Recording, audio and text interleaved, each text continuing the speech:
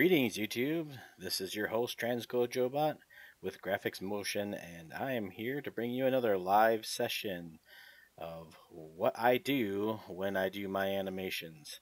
And today we're going to focus specifically on editing. So there'll be no live animation shots, none of that. It's all going to be about taking raw animation that I get from Dragonframe, exported it out, and we're going to bring it right into Final Cut Pro, and I'm going to show you exactly what I do with it, how I get rid of green screens, how I replace the backgrounds, how I add effects, how I time things, how I add sound effects and adjust, and all that stuff. We're going to go through everything I do in the um, actual Final Cut program and do the actual video editing.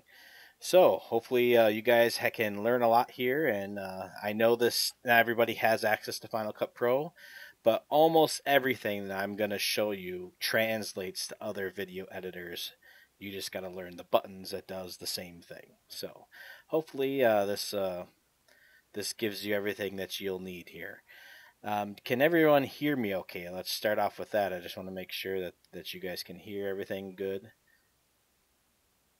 In a moment, I'm going to do a sound check with the actual Final Cut software, and I want to make sure that you can hear that as well, and me talking over it. So I want to make sure I get the volume levels right.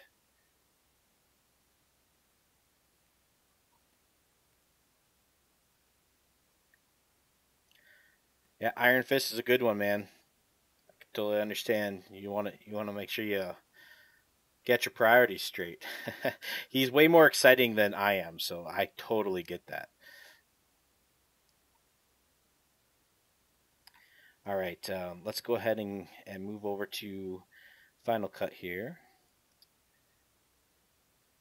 All right, and here I'm going to do a little bit of scrubbing here in Final Cut. And I just want to make sure that you can you hear that okay and hear me over the top of it.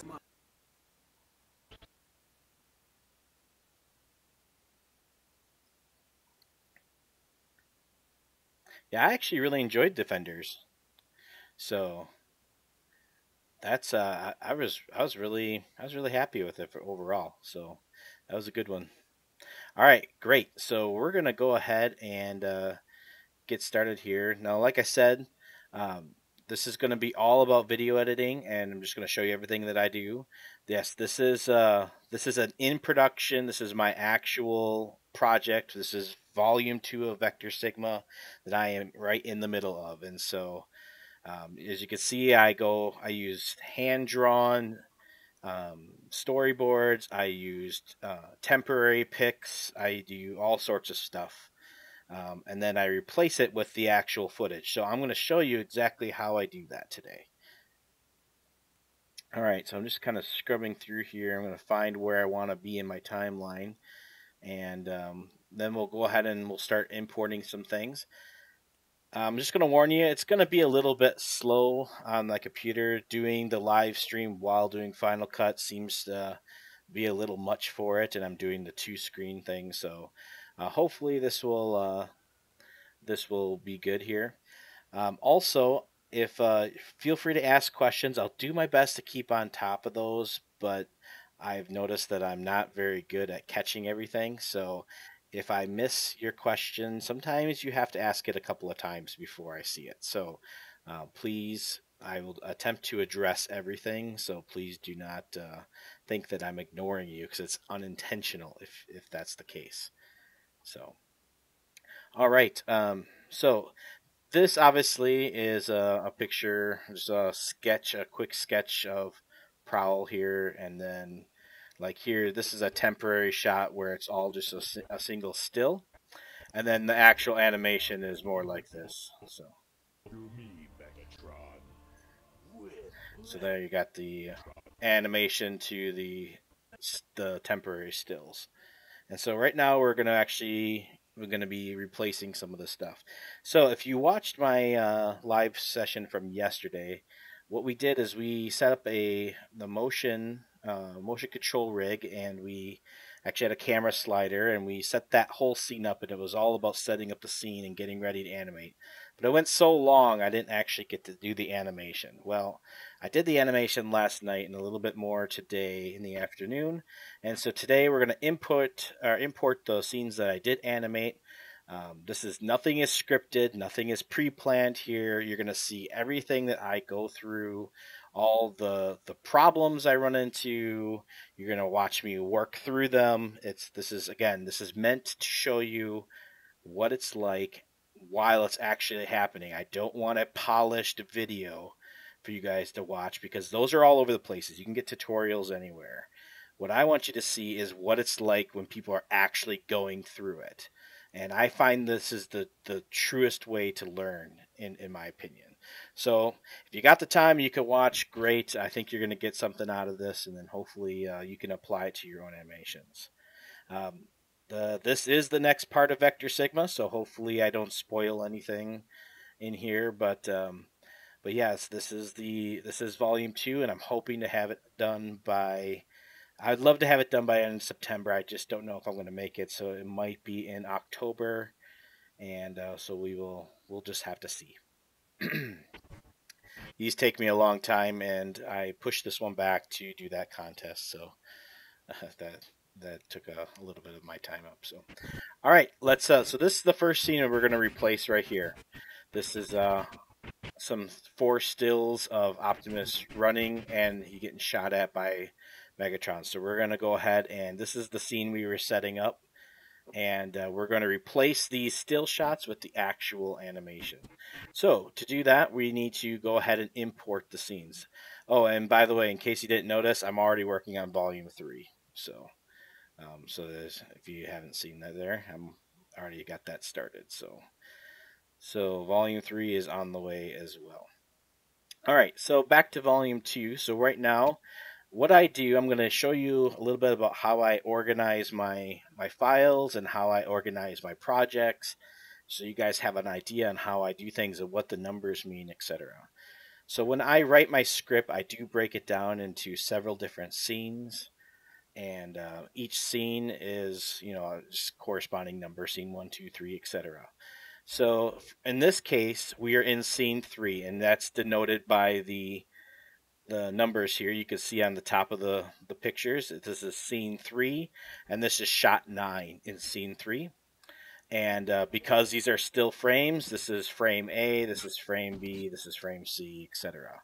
So that is my numbering process that I actually go through when I'm planning this out.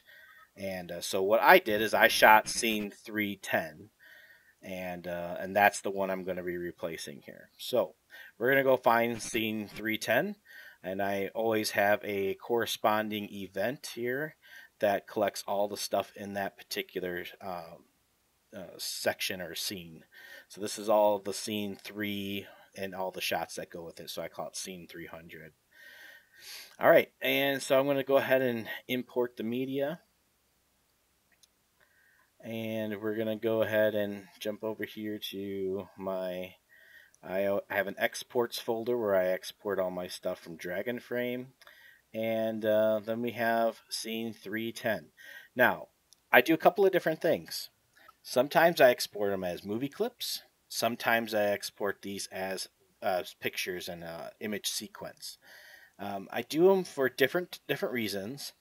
And so when I usually do it as a video clip, it's usually because I don't have any editing to do as far as like frame by frame editing.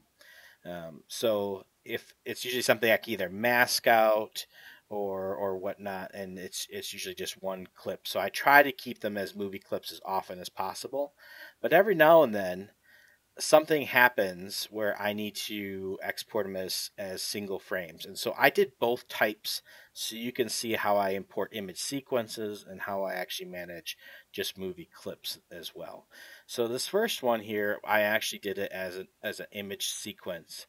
And I also did not crop it from Dragonframe. So I run everything at 1080, and so that's 19 by 10 aspect ratio. And so when I do that, I export from Dragonframe usually at that same aspect ratio, but my camera actually takes them larger pictures than that. So what I end up doing is I end up in some cases I want to use beyond the boundaries of that 1080 frame, and that's the case with this 310. So I exported the raw pictures, and so they're not going to fit right, and we're going to have to fix that. But I'll show you how we're going to handle all that. So here's my my scene 310. This is just how Dragon Frame defaults. It does this is exposure 1 that it did, and here is the various images. And so we're gonna just grab this whole folder. I'm just gonna grab all this here, and then so there's 50 frames in this particular one, and up here is showing me that I'm going to be dropping it into 300, and that's where I want it. And we always copy the files to the library. That's how I like to do it, and I always create proxy and optimized media because I like it to work faster. So we go ahead and hit the import button.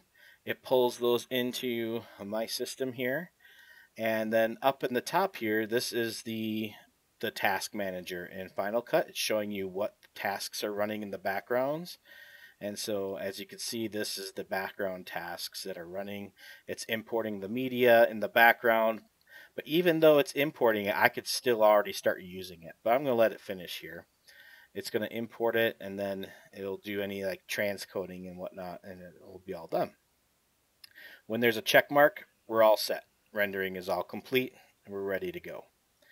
And so here we are. So now if I look down here, you can see all these pictures that just got imported. And then we're going to go find one, and it goes all the way down here to 50. So I'm just going to highlight all of those.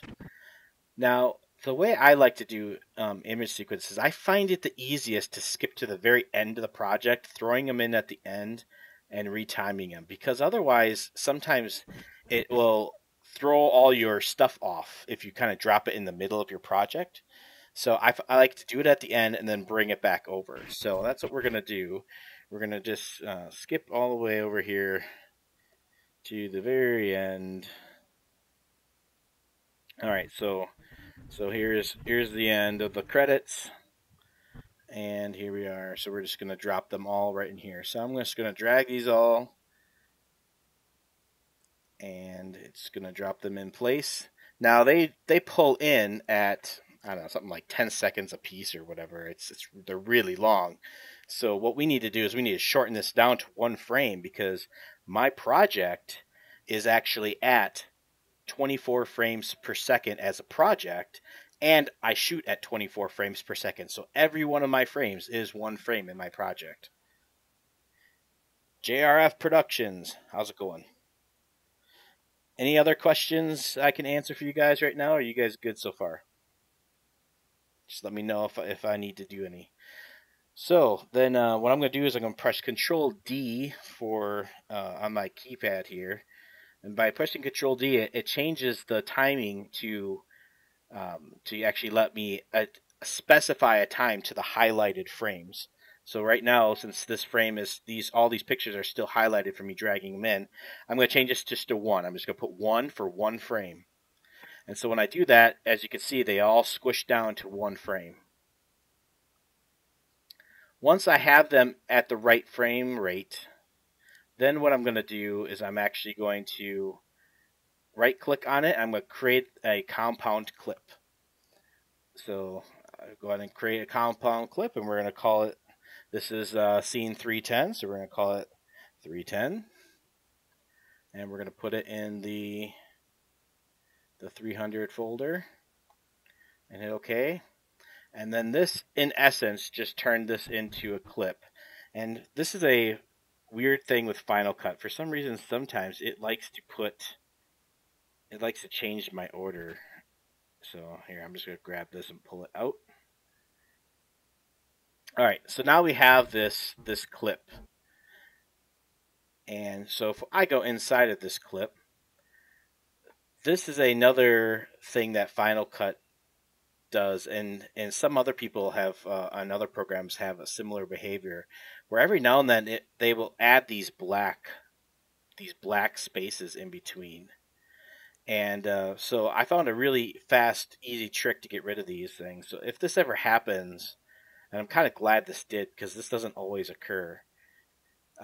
So I'm going to just go over here to the index here, and I can actually do a search in the actual clips here. I can do a search for gap, and it actually displays all the gaps, and then I can just press Command A to select all the gaps, and then I can just hit the delete key, and then they're all gone. So that's a quick way for me to get rid of all the gaps in a compound clip. And then I'm just going to shrink this guy down to the right size. And that's right here. And now I have this turned into an actual video clip. So I'm going to hit the Control X here, or excuse me, Command X to cut it. And we're going to go back to where we actually want to place it. I'll zoom out just a little bit here. And go back to scene 3. Whoop. Went a little too far.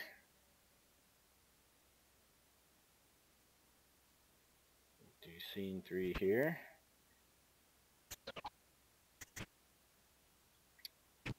All right.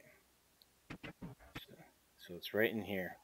Okay, let me go ahead and take a quick look at what we got out here for information here.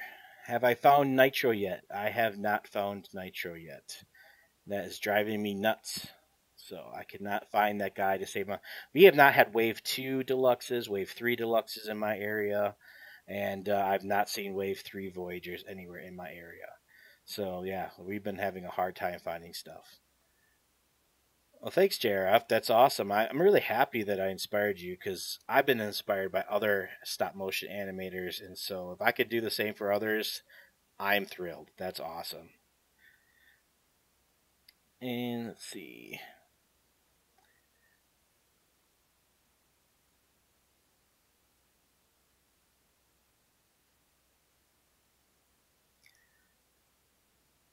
So cardboard bots. Let me make sure I'm understanding you correctly. So you're saying that you're asking if I bring in the pictures. I guess I'm not really sure what you're asking me there. Um, I don't really worry about color correction or any type of compression at this point because when I export video clips from Final Cut Pro, I export it in a QuickTime 422 res format, which is what Final Cut wants right out of the gate, so it's already compatible. The second thing I do when I do pictures, I do TIFF files, and then the TIFF files get transcoded when I first bring them in here into an appropriate format. So therefore, yes, it's all in there. Yes, Jack the Animator, I got your lines. They are absolutely amazing. And in fact, I even have Volume 3 started here, and I've been putting them in. So they're fantastic. Thank you so much. I don't know if that answered your question fully or not, but if it didn't, feel free to ask that again. But I think that answered your question.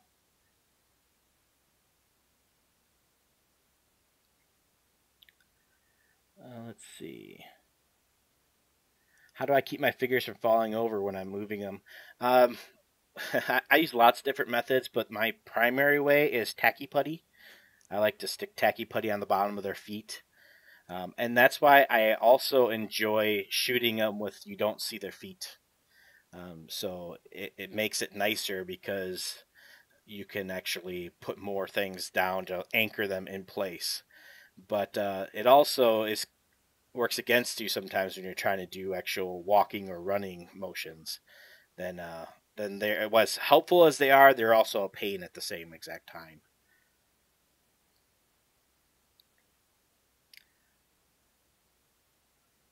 Thanks, Transforminator96. I appreciate you looking forward to my extra projects here that are coming up. Let's see, you're still having a hard time finding your waves as well. And let's see.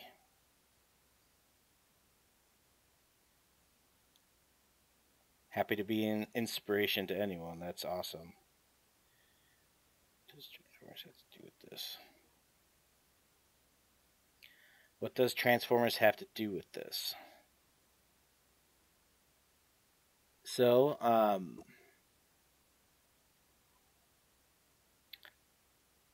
well, this whole project that I'm working on is actually about Transformers, and it's about how I do stop motion animations with Transformers. So that's what this is about. This is showing other people what I do, so that way, hopefully, it can give them ideas and things that they can do to help out and just so they can learn and come up with new ideas to help them with their animations.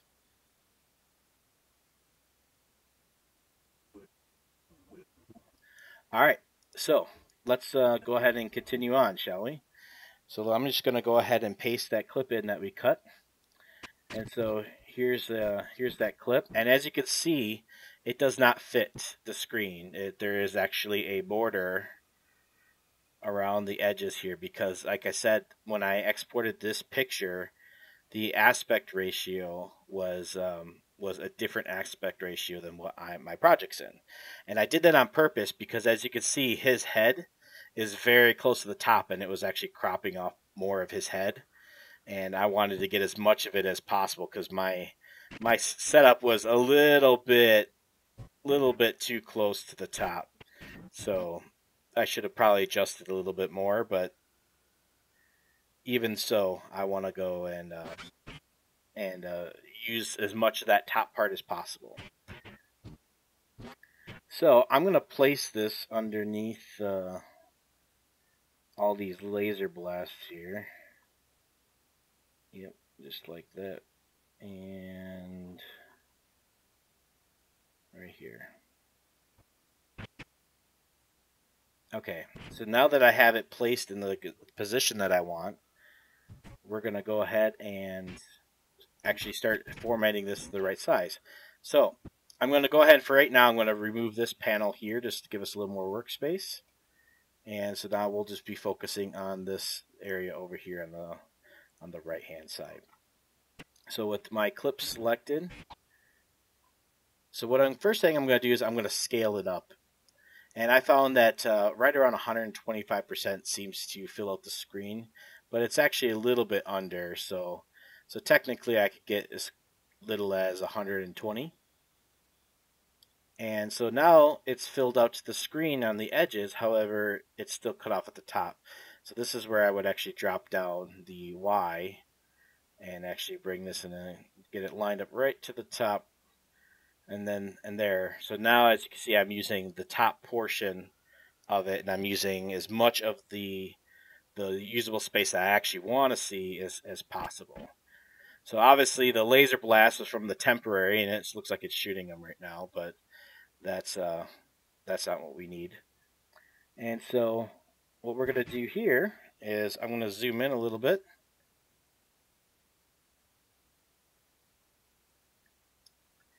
And what I'm going to do is I'm going to actually,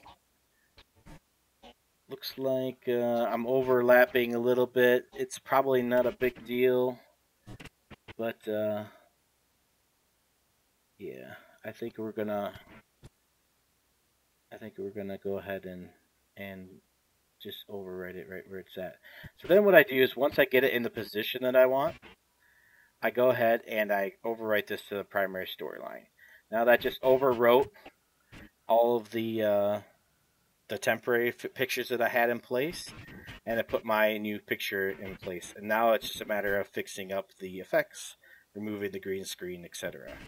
So I'm going to quickly do a render here, and then I'll look at the chat logs here and see what we got going on while this is rendering out. All right, let's see. What Transformers figs do I have in my area? I mean, there's quite a few, but it's just, for the movie ones, there's still like there was jam packed with Wave One everywhere, and so I mean, every single Walmart around here us has just a bazillion Grimlocks sitting on the shelves and Wave One of deluxes. So we're not going to be seeing those go away anytime. Let's see. I'm really not sure how I would help with your YouTube channel. I'm barely figuring out how to do my own YouTube channel, so not sure what I could do there. Let's see. Yep. It's never too early to start doing or stop motion animation. That's for certain. All right, let's continue on, shall we? So this temporary laser is really not going to do us any good. So I'm going to go ahead and actually just get rid of all but one of these, just because I'm going to have to work on just this one laser blast and position it right where we want it here. So we're going to, first of all, we're going to want to position it right when he starts getting out of the way.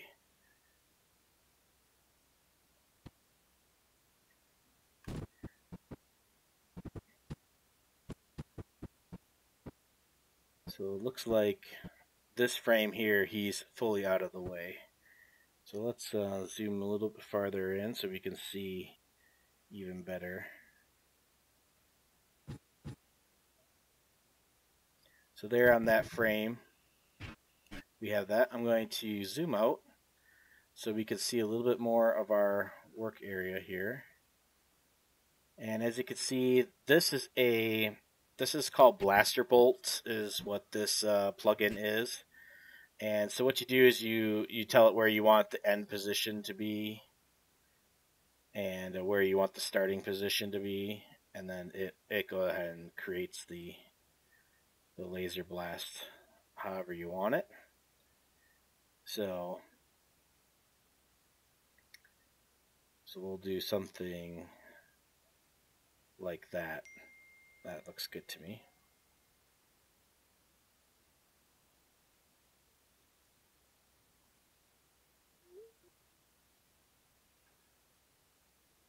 All right. See you later, JRF. Have I watched any of the actual Transformer TV movies? Well, sure.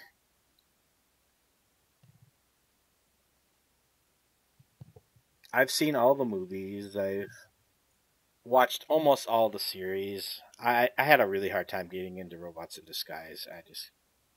I never finished it. So it just wasn't my cup of tea. All right. So I'm going to go ahead and continue on here. So what I want to do is kind of listen to the sound effect here. All right. So what we want to do is we want to retime the sound.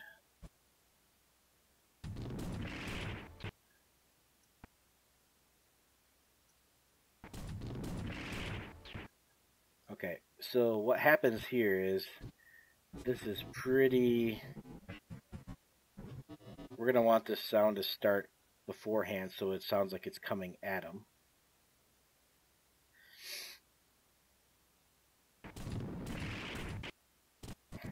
And so like right here where he does not really last that long, we might want to adjust the timing here and slow this little part down.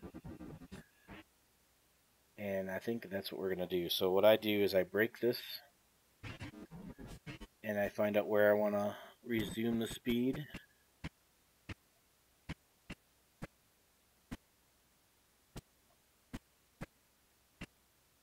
Alright, maybe right there. Put another cut. Now I have this section here. So what I'm going to do is I'm going to use this tool here. This is actually allows me to retime the clip.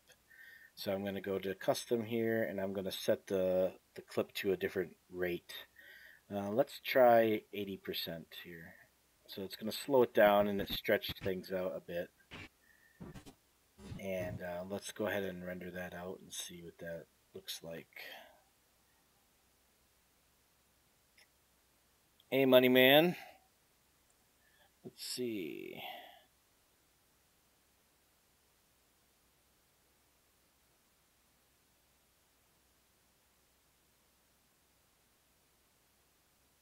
Yeah, I do agree. I think the last night figures are really expensive. At least suggested retail price, they seem way too expensive in my opinion. There's only a couple of figures that I think that are even close to being worth the money. All right, so let's take another look at this here.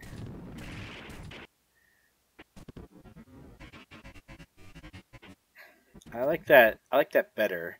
So let's make a copy of this.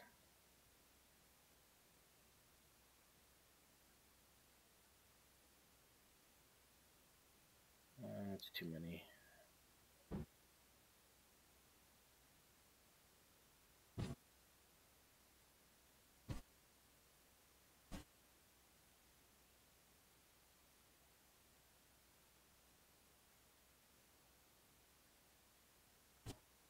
All right.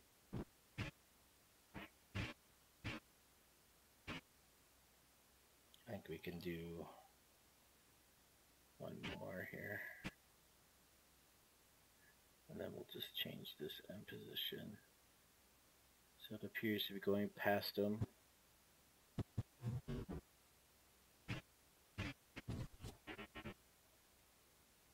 Alright, that's looking better already.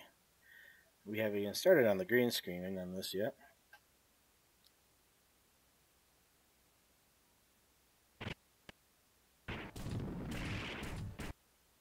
Yeah, that's starting to look good.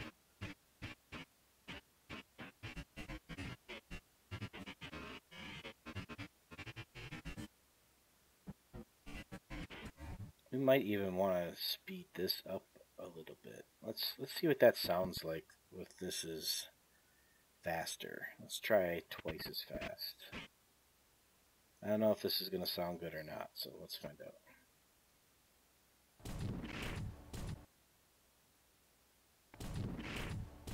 Yeah, I like it how it was before. So let's just go back to normal speed.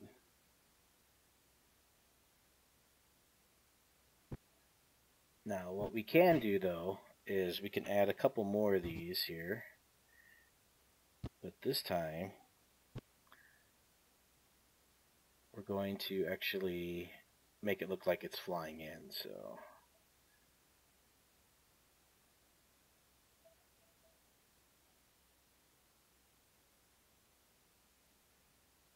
like that. Maybe one more.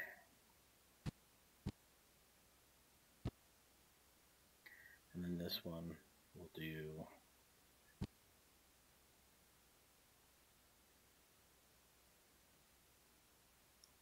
like that. Yeah, it looks better 'cause it looks like it's...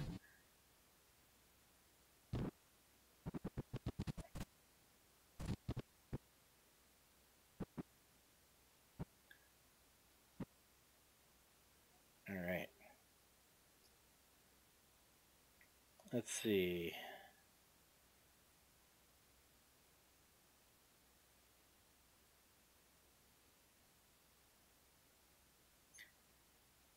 Alright, let's move on then. So that's looking pretty good for right now. We'll just stick with this and let's start working on keying out the background here, and we're gonna see how this works. This may be kind of rough because of some of the... It's sharp at first, but it gets blurrier as we go. So we'll see how well the keying out works. So we're gonna remove green screens now, and so what I use for that is I have a plugin that I use that's called right here this PHYX Keyer. I believe it's pronounced Fix Keyer. And so this is what I typically use. The built-in keyer with Final Cut works very well, and sometimes I actually find it works better than the other one. And it'll actually even give you a small little preview of what it looks like, just quick render. And so the keying looks like it's pretty good right there. But we're going to use this one for now. So I'm just going to drag that right on top, and just without even making any adjustments, we could see that the main background did get masked out properly. So that looks good. But we could see there's green edging where the plastic is reflective on the plastic. There's green edges all around. So we're going to want to get rid of that. And they have a plugin called Despill. And by applying that, it then also starts to take away some of the green. Now, it's not perfect, but it does help. Now, the only downside to this is it starts to screw up the colors. So you want to be careful on where you're using your despiller. And so we're not going to be able to use it on everything here. So what I'm going to do is I'm going to just select this clip here. And here up in the corner here is my despill. And so what I want to do is, instead of having it affect the entire thing here, I'm just going to have it affect wherever I draw a mask. So I'm going to do a shape mask here. And we're going to basically just move this box around to be a shape that we want. Grab this outer edge. This is how much it feathers out. And what I'm going to do is, like, for example, like right here around the window, this is actually a green building, which is a problem when you're against a green background. So it wants to key that out and get rid of it. And I don't want that because it is an actual green background here. So I want to make this mask just affect the areas that I want. So I'm going to just make this kind of big, and just for this top half here. So we're going to try something like this. And then I'm just going to add another one. And this one I'm going to put over here by this building. And we're going to need this to be more square again. Drop this down. And here we go. So drag this out. And then we can cover this building, because this one has good colors in it and prowls unaffected. But some of this on this building, this is actual green. Some of this is green spill. Some of this is the actual green on the side of the building. So we're not going to probably be able to fix all of this. We could try to do some of it, and then I think we can fix some of this over here. And so that's the other one we're going to do. Add another shape. I'm going to make it more square again. Bring that down. And then we'll get over here in this corner. And like I said, we want to keep the green from the building. So something like that, but then get rid of the green spill everywhere else. So that's how I manage green spill. And it really does help. It's not perfect.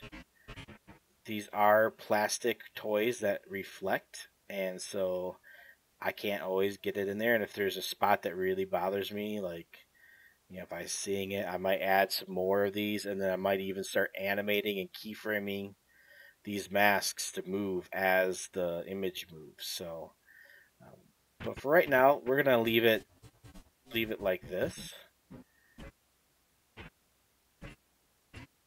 And so now there is that key here that we did.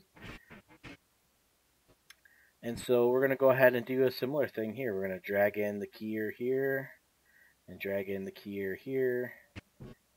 And then just based on nothing else, it looks like it's doing pretty good right here. Yep, it's doing really good. So now, on this one here, we're going to do the same thing with the despill. There's another thing that you could do is if you want to, you can actually copy your effects over here. And so you can just do a copy on your clip that you already set up your effects. And you can click on another one, and you can say paste the attribute. And now I already did the keyer, so I don't need to do the keyer again, and I don't want to do anything with the size. I just want to copy that D-spill over. And so when I do that, though, that D-spill, and we'll select this here.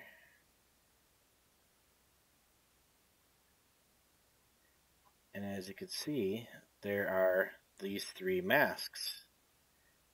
And you can click on them, and it will show you these masks on that clip. And so now, where this did not have the masks before, now it does. And all I have to do now is just go ahead and adjust it to make them fit this clip more appropriately. And maybe this one needs to be a little bit bigger. And we might even have to end up animating some of this too. That's entirely possible. All right, let me see if I got any questions here. Let's see. How long does it take to make Soundwave Says skits? That completely depends on the skit. I only do those at either 8 or 12 frames per second, so they're meant to be a lot choppier and more simplistic animations. So that helps speed things up a little bit. And but I would say most of the time the animation takes somewhere between a half hour and an hour to do. And then it's usually coming up with the idea that takes me the longest, to be quite honest with you. And once I get the idea behind it, it probably takes me about a half hour or so to record the voices. And then I lay it out kind of like I do here. I just lay out the voices the way I want it. And then I animate to the voices. So.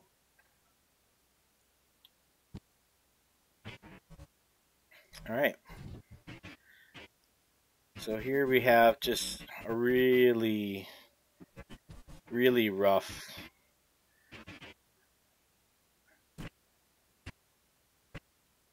and like right here at the end, it's getting over there just a little bit too much.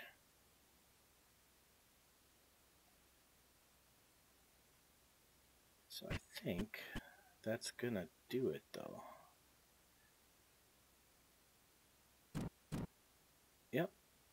Yep, that looks like it's de-spilling enough there for this clip. Now let's just focus on that last one. All right, Money Man, take it easy. And you'll be able to watch this afterwards too if you want to come back and check out anything that you may have missed. So.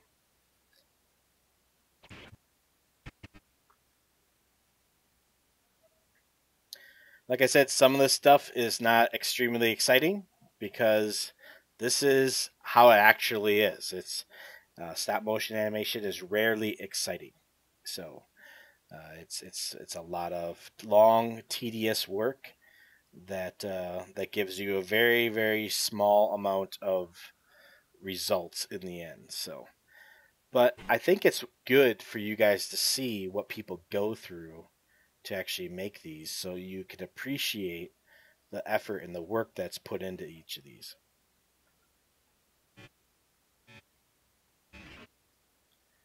All right, so let's move on.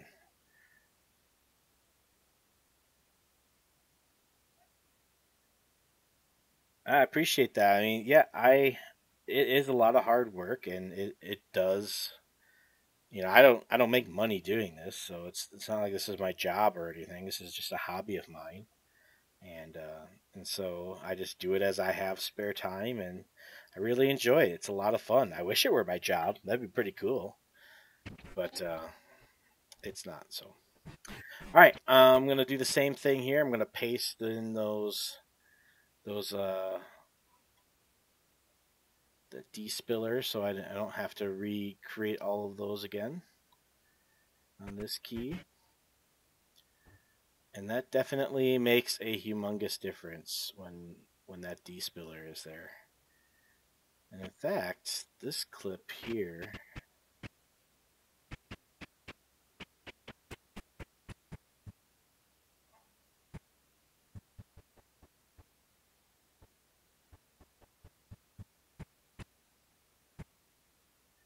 think that's probably the last time we see the green. So I'm just going to take this shape here and extend it out to that border edge. I'm going to overlap that. And yeah, I think we're in pretty good shape. I'm going to make this big enough to cover Optimus.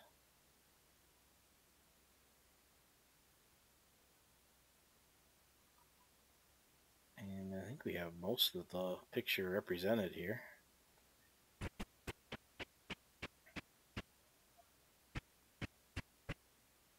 Oh, looks like right early on there's a spot here. So we're going to take this and we're going to do some keyframing here. So we'll go back to where we had it and where we liked it. Right here. So I'm going to push this little plus or a little diamond symbol here right next to this where it's add a keyframe. So that will lock in this position of this. And then we're going to go back to where it was over. And we're going to move this on down. And that creates a new keyframe there. And then it looks like I need to adjust it again.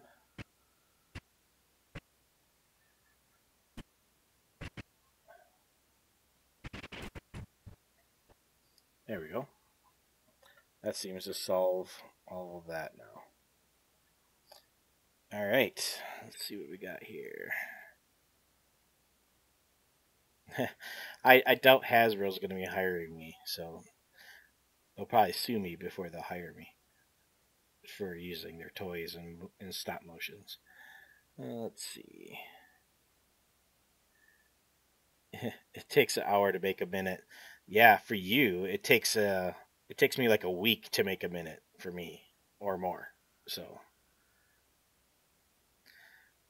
yeah, I would just be thrilled with $1 million, period. Even if it wasn't a salary. So that would be nice, but not gonna happen for me, I don't think. Let's see. Well, I guess in some ways there will be a teaser in this stream just for the fact that you're seeing brand new footage that I just shot yesterday and today as I'm placing them in here. So this is one shot, and I have a couple more that we'll be adding in here. So you'll be seeing that part in here for a teaser. I don't know if I'm going to show off any other sections of the thing that I didn't show off yesterday, just because don't know that I want to spoil all the fun. So you haven't missed a whole lot, Red Panther. We're just going through and doing some quick video editing. I just did this one frame. We just edited out the background, the green screen background, and got rid of some of the green spill. And so that's really all we're at right now, and just made some adjustments.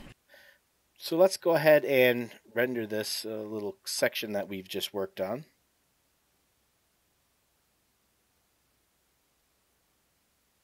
And we'll have a better idea on how this is looking.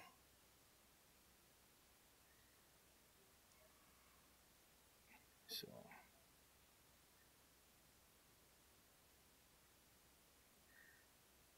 and that's what I'm gonna do. I'm just gonna keep enjoying my hobby, and maybe it's better that it stays a hobby, because then maybe I'll always enjoy it and I'll always keep doing it. When it turns into work, maybe I won't like it as much. I don't know. It's hard to say. All right, let's take a look here. I'm gonna zoom out a little bit and see what we got. All right, so let's move back to the beginning of the scene. This will be your guys's visit back to the teaser here. So we had a little bit of this before. So let's see what we got here. I have to add an explosion in there yet. This is all temporary footage. Get Spike to safety.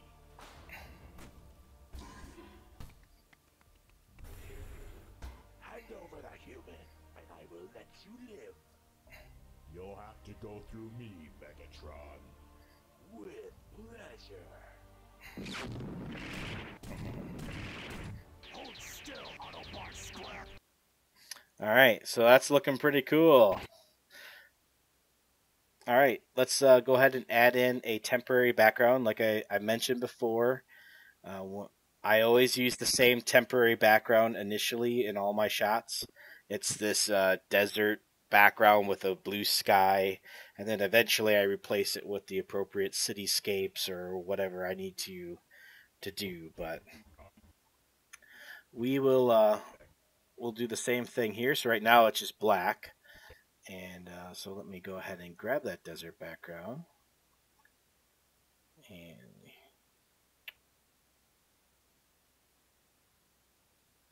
let's see, where are you? We'll just do a quick search for it.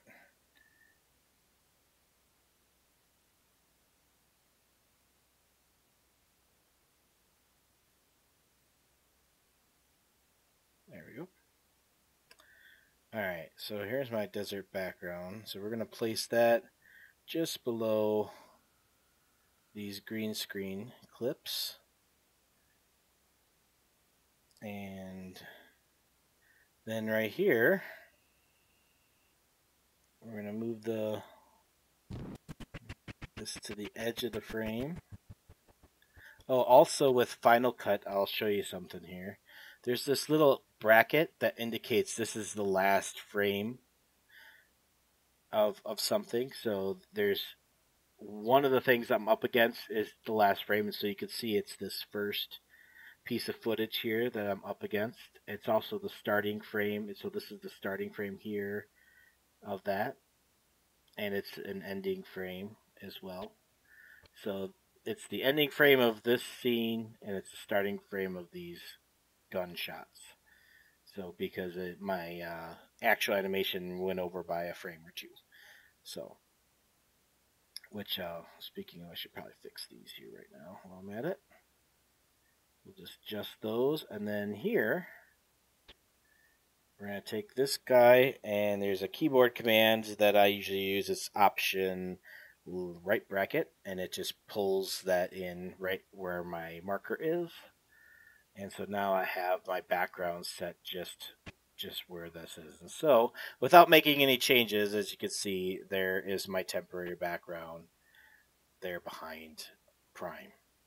And so for now, I'm going to go ahead and put these guys together in a clip here. So we're going to take all this, and we're going to make a new compound clip, and I call this then 310, and with background. And here we go, put it back in the 300 folder. And this just turns it into one clip. It's just easier to work with when I'm just working with sound effects and music, to have it just all combined together as one clip. That is that Thundercracker is a masterpiece. It is the Hasbro release of that figure.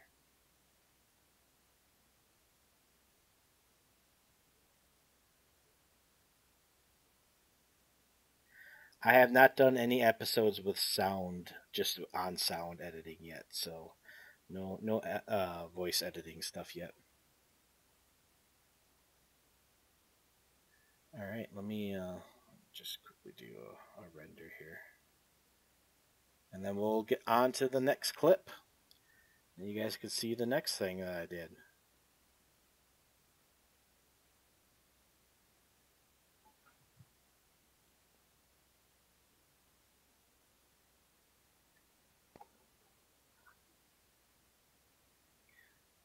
This one will take just a little bit longer to render because it's got all those different layers. So,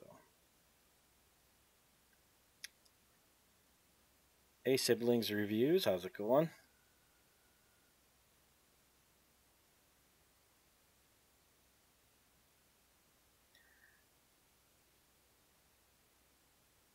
All right, so let's take one more look at this.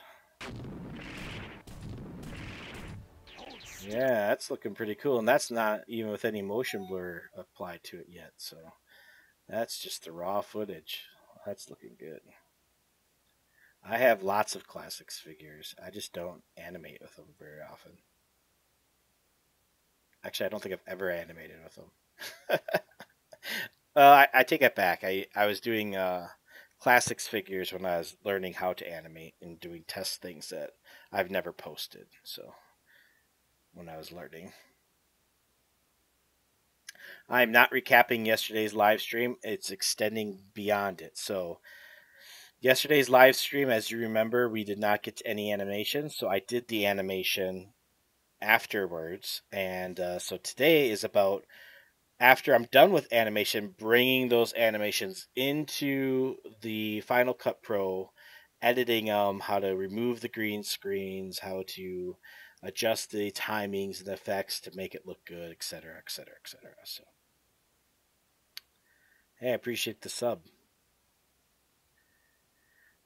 The problem with doing other stop motions for things that are beyond what I already have planned is I don't have enough time. So I have so many ideas, and Vector Sigma series is already going to be at least 10 volumes long. My outline goes to 10 volumes, and as it is, I think I'm starting to spread things out a little bit further. So I might be looking at already 11 volumes now, and so it really just depends how some of them flush out. But yeah, I already have lots of ideas just for Vector Sigma alone. I never expected Rivals to even anyone to even care about Rivals. And so I'm shocked to see that that's like my number one video and everyone likes it so much. So Rivals is going to become a series now, and so I'll be basically hopping back and forth between Vector Sigma and Rivals as we go. So at least for a while, at least until the Rivals hype dies off. But Vector Sigma series is my story that I wanted to tell. So all right, let's move on to the next clip. So what we're gonna go past all the Prowl and Thundercracker stuff, and I know someone mentioned they did not want Thundercracker to die, and you'll be happy to know I do not kill characters very much. So that's one thing that I am not a big fan of is killing off characters. So when it happens, it's for a very specific purpose, and it's meant to mean something. So so that's I try not to kill off characters lightly. They might get hurt, they might get injured, they might get knocked out where they can't continue, but rarely do I kill them. Not that they won't get killed, except for Bumblebee in my contest video. He's dead. So he just is. So all right. In this episode, you will see new characters of Megatron, Thundercracker, Astro Train, Starscream, and maybe Omega Supreme if I can get him in time.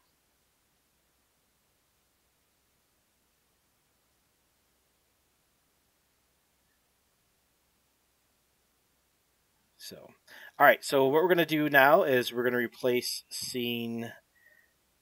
There, I did 315. So it's basically this is what the scene looked like prior to me animating. Well, here, let me make this a little bit bigger. So we'll do fit the size. The screen will.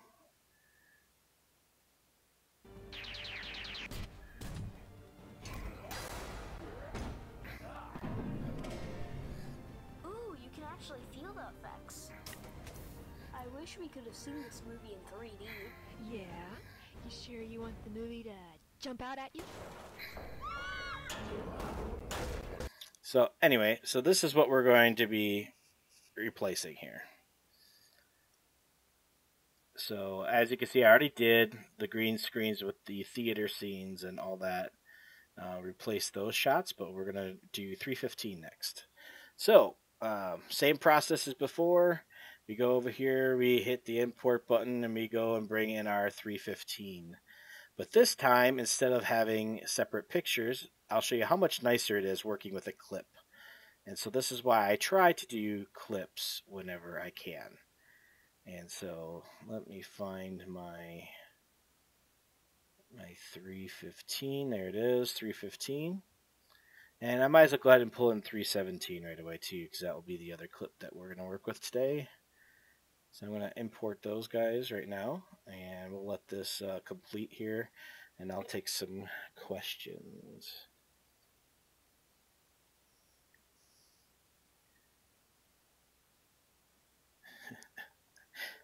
Yeah, that siblings reviews. That Bumblebee. If you watch the original video, I took the exact sound effect from the original video when he killed Bumblebee, and it made me laugh when I watched the original video. So I wanted to include it in my contest entry, and so I had to make sure I killed Bumblebee all over again. So the him when he was talking, saying, "Hey Prime, I think I'm okay." That actually was my voice. I did manage to sound somewhat like the original Bumblebee did. So it was quite fun to try to do all that. I did watch Transformers Prime. I really liked Transformers Prime a lot. And in fact, you're going to see my Starscream is a mix between G1 and Transformers Prime Starscream as far as personalities go. It's a merging of the two. Let's see. Scrap metal junk 80s rejects. Yep. I know, and that I've gotten so much comments about, from the G1 crowds mad at me for having Movie Prime killed G1 Optimus, and then when I tell people, well, I'm a big G1 fan, and they're like, oh, then the movie people are like, well, how can you be a G1 fan? I'm just like, oh, I can't ever win. So it's what it is, what it is. So I just had fun doing it. I'm an equal opportunity destroyer, so I have no idea when the winner of that contest is going to be announced. I was watching a live session that he was doing with creating a diorama and for Swagwave, that is, and he did mention that he thought it would be sometime in September that he would release the video. He's like, I already know who won, but I just haven't made the video yet. It probably won't be till September. So I don't know if he was joking, but now that it's getting so close to September, he's probably not. So that's my guess.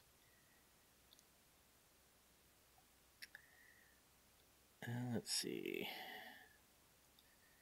Yeah, there's a ton of people that are movie fans, and there's nothing wrong with that. And because a whole generation of Transformers fans only know the movies. That's what they know. So when they think Optimus Prime, they don't see this big guy in red here that we're seeing. They see Movie Prime. That's what they see when they think of Optimus Prime. And honestly, there's nothing wrong with that. For me, it left me wanting because the original stories had so much more to them, and I liked the feeling I got when I watched the original cartoons more. I mean, looking back at them now, sure, they're very, very cheesy. And I would love to see them updated into a more newer version. That's why I hope this Cyberverse thing that they have announced, I hope that actually is a redone version of G1 to bring it more current and up to date. I think they could do a lot of really great things with that. But you will see in my Vector Sigma series, I am planning on bridging the gap between G1 and movie a little bit. Not a lot, a little bit. You will see some movie characters or molds in my Vector Sigma series as time goes on. So I do not own Victorion. I honestly don't even think I like that one. It's just it's just not my cup of tea. So people who like it, great. It's just not my thing. Let's see. Yeah, you only see a concept of them, huh? I really struggled with the Optimus Prime design when it first was released. I'm just like flames on Prime, seriously. But honestly, his design's really growing on me, and I actually like his movie design out of most of the other characters because when you look at him, at least you know he's Optimus Prime. Half the other characters you can't tell who they are unless you hear them with their name. They could have given them any name, and so they don't really look like their previous selves in any way. And so I really appreciate at least Prime had a similarity as his helmet, his head definitely tells you that that's Optimus Prime. Yeah, I watched Cybertron. Yep, I actually have quite a few of the Cybertron toys actually.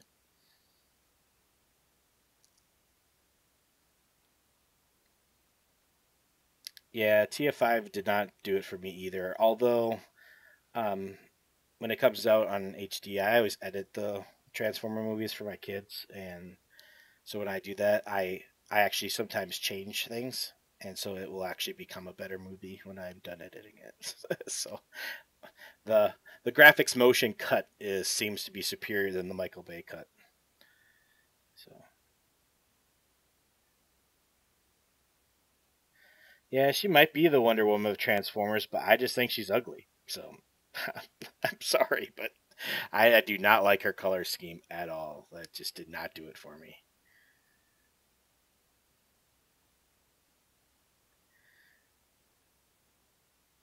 Uh, TFI Megatron was not terrible. I have seen him. And the movies are not for losers. That's not true. I like the movies, and I'm not a loser. At least I don't think I am. So maybe you think I am, but whatever. Let's see. Yeah, Fall of Cybertron. Those were great, and I love how they did the cutscenes on them. So I wish they would turn that into more of an actual movie, and if they did like an animated version of that, like in that type of style, I'd be totally fine with that. I definitely prefer Frank Welker over Hugo Weaving any day, any day. Frank Welker is Megatron. I'm sorry, just like Peter Cullen is Optimus Prime, and anyone else just isn't doesn't sound right. But yeah, I agree. We'll move on from the Bayformers thing and let's get back to some video editing, shall we? All right. So now we have our 315 clip here, and so I'm going to go ahead and just bring this guy down, and we're going to bring him right on over the top of this.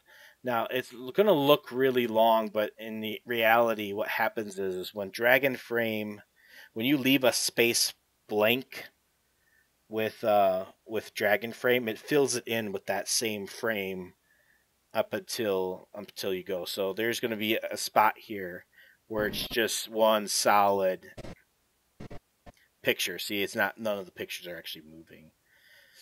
So what we'll have to do is find the end of the actual animation here.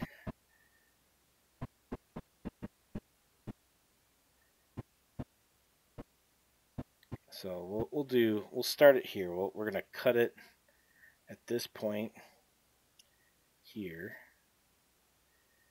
and then we're gonna find the other side of this.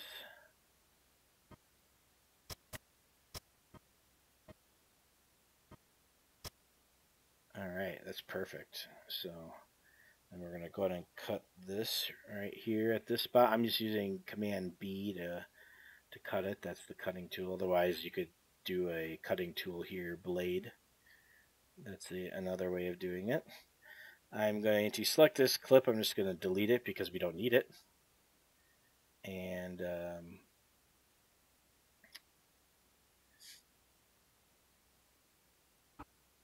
let's see. Let's see what we got just right here.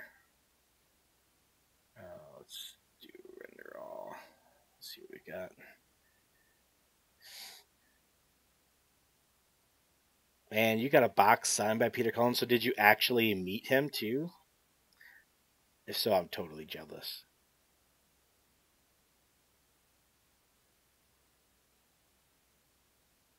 I have no idea what Five Nights at Freddy's is, but I'm not a horror fan or a horror film guy. So if that's anything horror, I'm not. I'm not into that.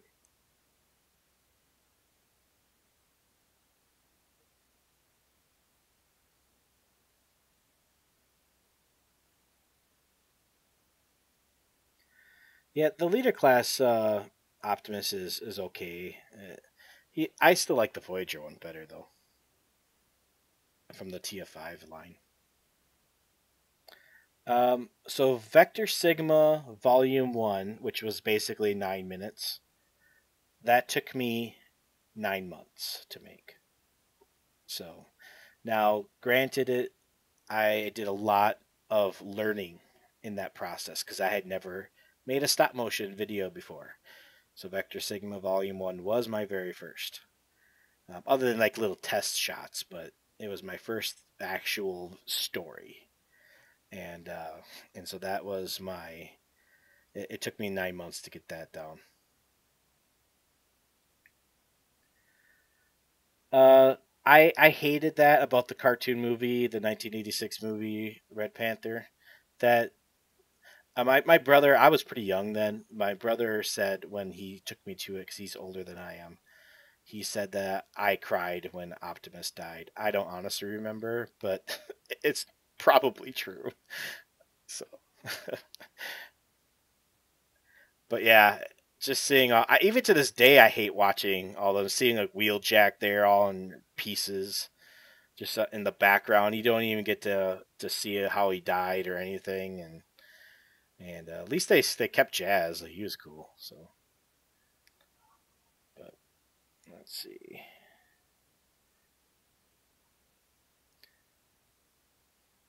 So on carpet surfaces, you're gonna have a really tough time because I use tacky putty, and that's why working on hard surfaces works great. If you don't have that, you may very well find yourself the best thing you could do is using like the clear armature type stuff.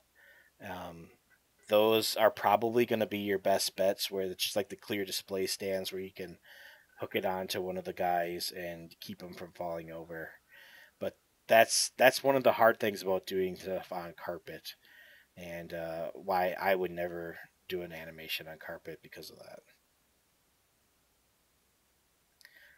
Yeah, for Vector Sigma, it was 1 minute equaled 1 month. That's just the way it was. And this one, I'm hoping to have. I wanted to have it done in 6 months instead of 9 from release date, but then I ended up doing Rivals, and then I ended up doing the other stop motion. So if I complete it in October, that will be 7 months from release. So I guess I'll be doing pretty good considering I had 2.5 months spent on Rivals and about 2.5, 3 weeks on the uh, the contest entry for Swag Waves contest, my Battle of the Primes.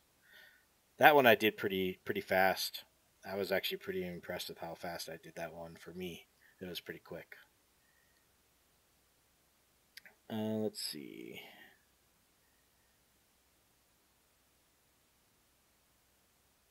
All right, I better actually get back to what I'm working on here. Otherwise, we're never gonna get this done. So I'll just sit here and chat with you guys all day long. All right.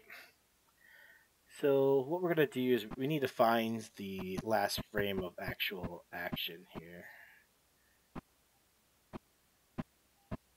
right there. So that's the last frame. So I'm just gonna pull this back to the last frame here. And so what happened is apparently when I animated this, the I must not have included this last chunk, and so I did not complete the animation. So what I'm gonna do is this is where sometimes I will retime things and to stretch things out, so that way I don't have to redo my sound effects and my music. So I'm going to take this clip here and I'm going to go to my retimer. I'm going to go to custom, and this will let me put in percentage. But what I can also do is I can just drag it to any length I want it. So I'm just going to go ahead and drag it out to the cover this, and it retimes it automatically for me. And it's at now 91%. And so we're going to go ahead and let that render here. So that's why when people say, "Hey, what frame rate do you use?" Well, I shoot it at 24. Sometimes I slow things down. Sometimes I speed things up. So it's not always exactly 24 frames per second, but it is the majority of it is 24 frames per second. Let's see. Will Blitzwing be in the series? I don't know. Right now, no, because I don't have a Masterpiece Blitzwing. So he is not currently written into any of the series, but I don't have all the small characters. So I'm only writing the script right now for Volume 4, and so I only know the details through Volume 4. After that point, I have an outline of the general story arcs that I'm going to be covering and the overall direction of the story as a whole. And so I know what I want to do for the series, but I don't necessarily know exactly every character that I'm going to use along the way, if that makes any sense. So I don't know if Blitzwing will be one of them. A lot of it will depend if I ever decide to buy one. It's just I have lots of things to buy and I have very limited resources, so we'll see. Ultra Magnus will be in Vector Sigma series. Yes, he will be. I do have Masterpiece Ultra Magnus, so he will be in that one. Let's see.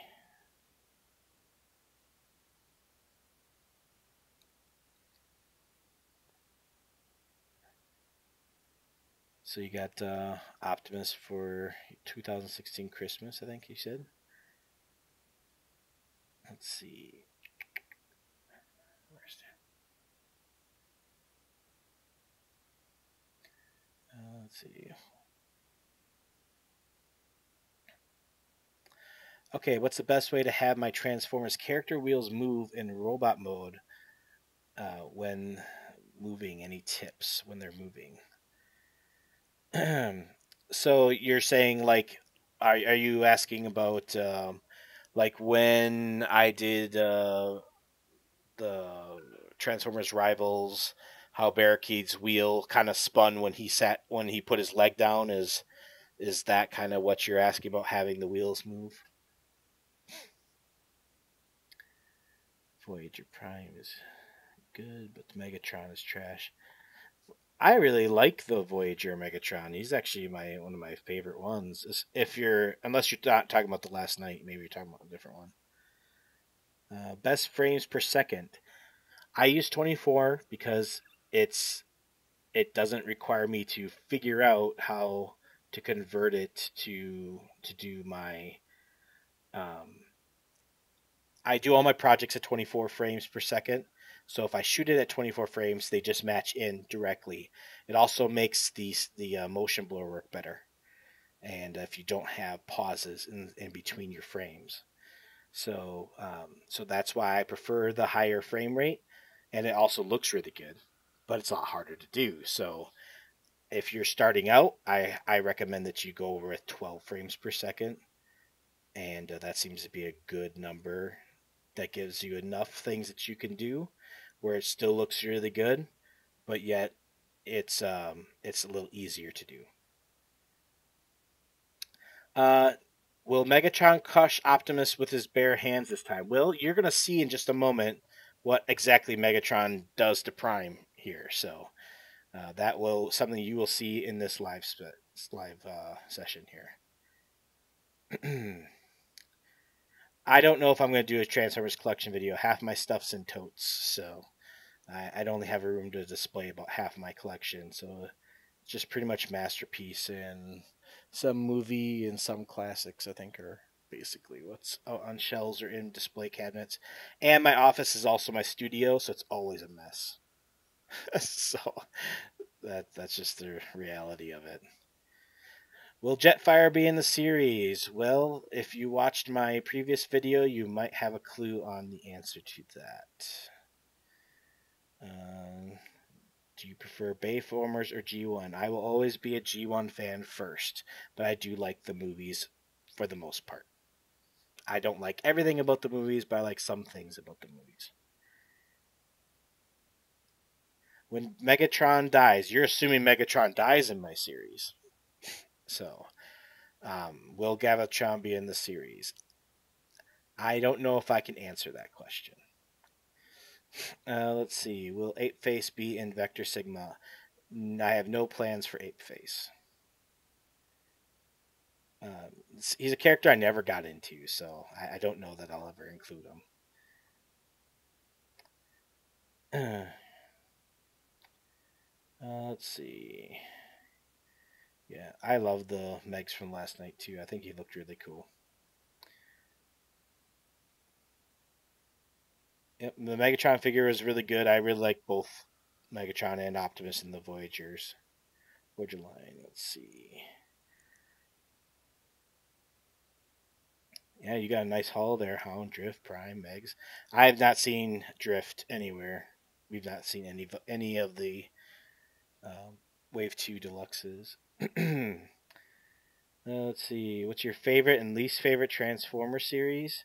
My least favorite is the current Robots in Disguise, I think, because I can't even watch it because of Fix-It's voice absolutely drives me nuts. It's like nails on a chalkboard to me, and I just can't stand it. And every time I hear it, it just makes me want to punch the TV, and I don't know why. I'm usually not that way, but his voice does it to me, and I can't stand it. So I know a lot of people like him, but no, I just can't do it. Favorite series, I would have to probably say either like Prime or the original. Let's see. Yeah, I've heard of those reviewers, sibling reviews. Um, I mean, I watch MGO and Optibotimus on occasion. I don't really watch the other guy, so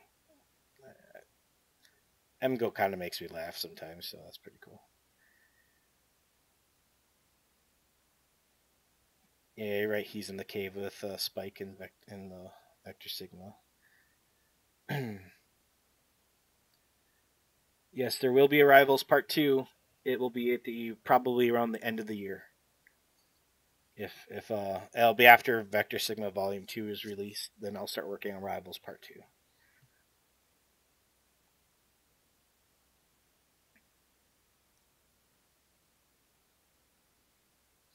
2. Yeah, the whole Real Optimus Prime thing, I was just having fun with the Battle of the Primes video, so I wouldn't uh, I wouldn't make too much of that. So, let's see. Yeah, I can't stand Fix It. Ugh, drives me nuts. Let's see.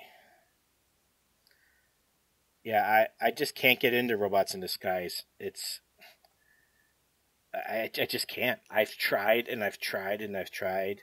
I watched the one Stunticon episode on YouTube just to try, and I mean the Motormaster is kind of cool looking, but yeah, I just can't get into the series. The fact that it's a continuation of Prime actually just makes it even worse for me. Shockwave, yes, Shockwave is in Vector Sigma series. You will see him in volume 3 or 4. I don't remember which one. Most of the classic G1 characters that would have been in the first couple of seasons will probably find their way into my Vector Sigma series. All right, you guys are making this a lot of fun. I really appreciate all the comments, and I enjoy talking with you guys about this stuff. But I need to also get back to what I was doing. So, all right, I tend to forget about this a little bit. So let's take a look at what we have here. So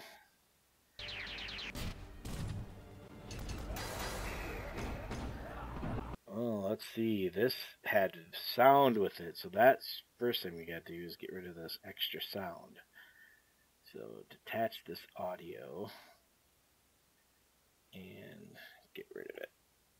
So that's why there's like a double sound thing going on here.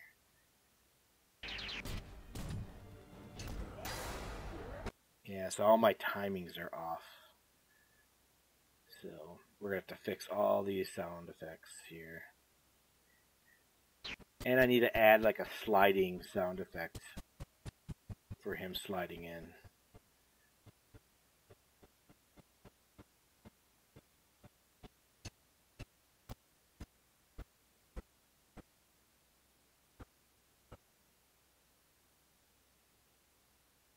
So that punch happens right there.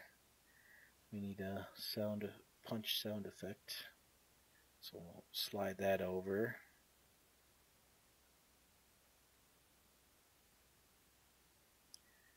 And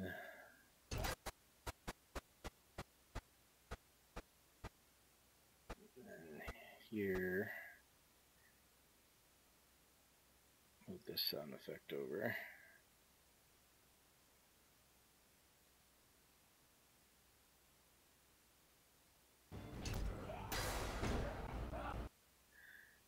And then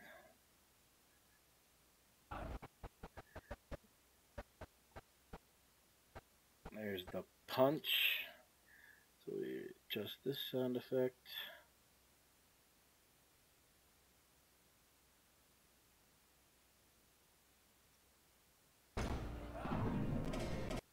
There we go. That's looking better.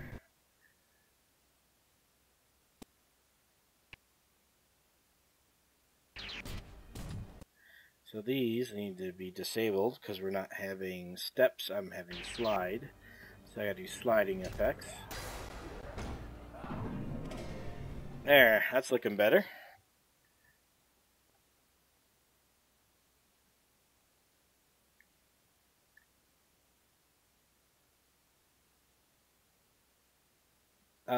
Let's see, will any of the other cassettes be in Vector Sigma?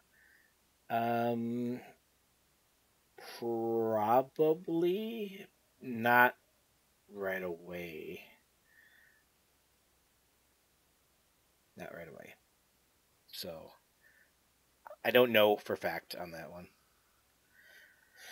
I like the look of Apollyon too, but honestly, he's not going to last long. He'll be changing out of his Apollyon robes. I guess we'll say it that way. Let's see.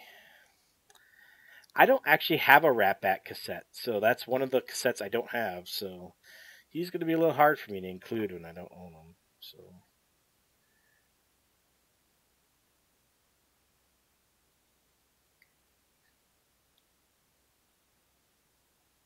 Let's see. Did I skip out on getting MP36? No, I do have MP36, and I actually do prefer him to Apollyon, and that's why he won't be staying Apollyon. I need Apollyon in this episode for a very specific reason, and mainly because it's easy to take his arm off. So, I'll just say it that way.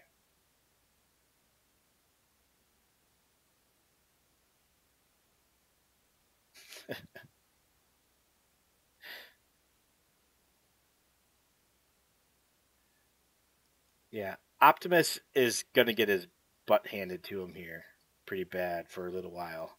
It only gets worse after this. I hate to say it, but it's true. So then, let's see.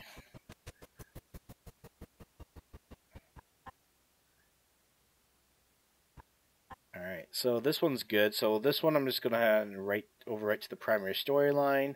And now this one's inserted. This one looks pretty good now too, so we're just going to go ahead and insert that guy as well. So now those are in where they need to be. I have not animated 316 yet. I gotta create a set for his hand to burst through the screen, and I have to create a movie for the screen. So then I do have 317. So let's go ahead and load in 317.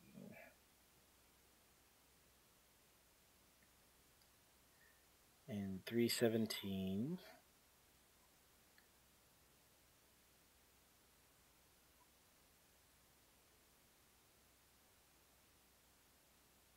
So put this back just a little bit. All right, let's render these out, and I'll take a look at the chat log here. Let's see. You'd like to know what frame weight I use to do robot to car to robot. I always do everything at 24 frames per second now, so including transformations. So I just don't always show everything in the transformation. I covered that a little bit in my live session number 1. You can see a little bit about how I skip things with Optimus Prime's transformation. So if you haven't checked it out, you may want to check out session 1, and I do go into that a little bit. So you want to hear the touch in this one? I don't know. I've been thinking about that, and I just my series isn't a remake of the '86 movie, so I'm not sure how I'm gonna do that yet. But I would like to, if it makes sense, I will probably put it in. Where do you get any masterpiece figures? They're available at all sorts of different stores. I recommend that you could check out like TF Source and Big Bad Toy Store. There are some big name ones, but there's also better prices at other places as well. So, but yeah, that's a whole nother topic. So, make toys Despotron and MP36. Yeah, I never got Despotron. He was a little too stylized for me, but I do have um, what's his face, the DX9 one, Mitron. I do have him. So I have Mitron, MP36, and Apollyon.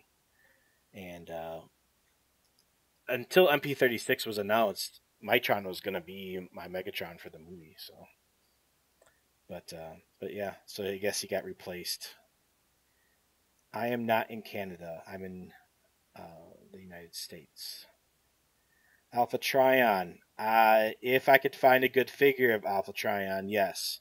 My brother is actually 3D modeling Alpha Trion right now for fun, and if I can't find one, we might use his 3D model. But I don't really want to do 3D models if I can help it, but we might do a 3D model of Alpha Trion.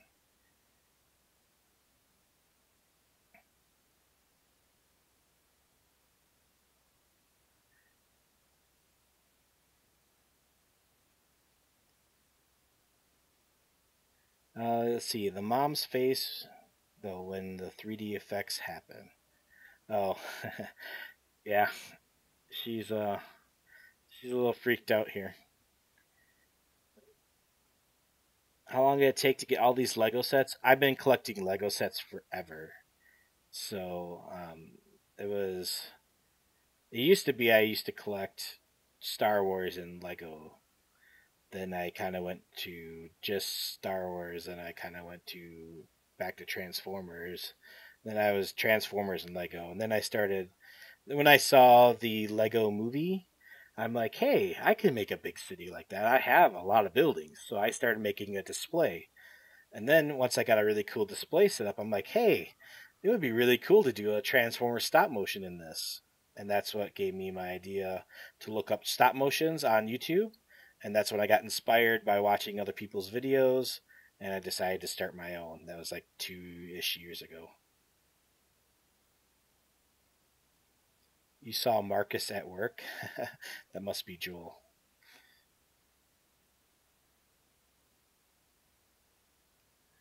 Let's see. Thank you for saying my videos are awesome. I appreciate your feeling that way. Yeah, that was my intention with Rivals Part 2 is it'll be the new deluxe Bumblebee in that one. So the touch is copyrighted technically, but so is half of my other music technically.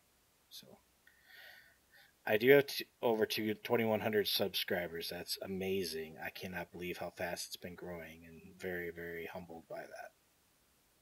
I do have MP Tracks. He will be in Volume 3. I do have, yes, I have Downbeat Jazz. He will be in Volume 3.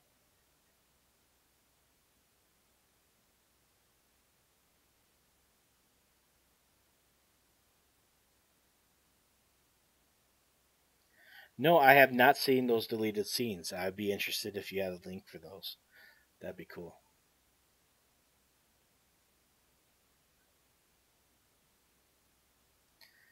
Okay, let's check this out now that I have these in here. And I don't know how these sound effects are going to line up, so we'll check this out. And oh man, it exported the sound again.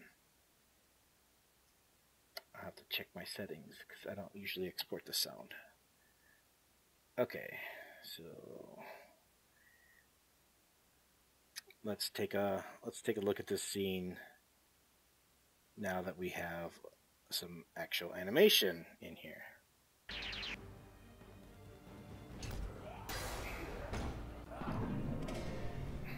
Ooh, you can actually feel the effects. I wish we could have seen this movie in 3D. Yeah? You sure you want the movie to jump out at you?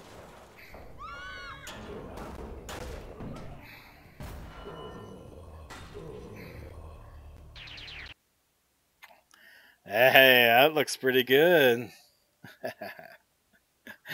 See, I make these for me. I just like watching this stuff. So when I get to see it there and the sounds are all starting to come together and I can start seeing the thing, how it all starts to mesh, it just makes my day.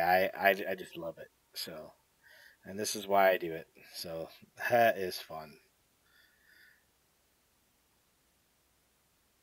Bruticus, maybe, probably, yeah, probably. I would say yes. Capaticons for sure. Bruticus probably. Capaticons are in volume 4. Yes, volume 4. Capaticons. Stunticons, Menasor, volume 3.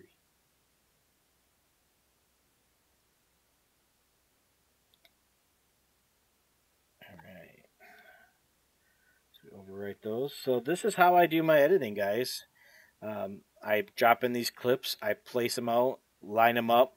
When I like it, I drop it into my main timeline, and I adjust sound effects or add more as needed. So that's pretty much how I do my editing. And that's why I like laying it all out ahead of time, because when I do the animation, I know exactly what happens in the animation. And so I went ahead and once I get this all in there, and I can just drop them back in and put them in place, most of my stuff lines up, and I just have a little bit of fix up work to do, and then it's done. So that's it. So those are the clips that I had just animated yesterday and today.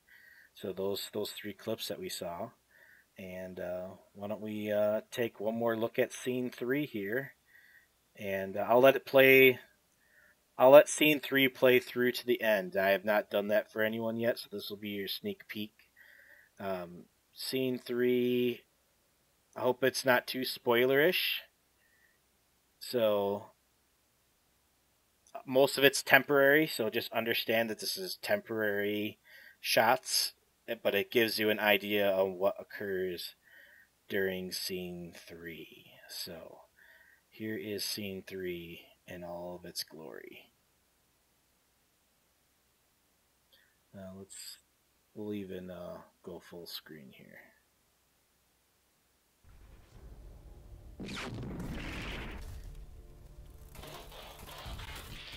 Optimus Prime! Bumblebee, get Spike to safety.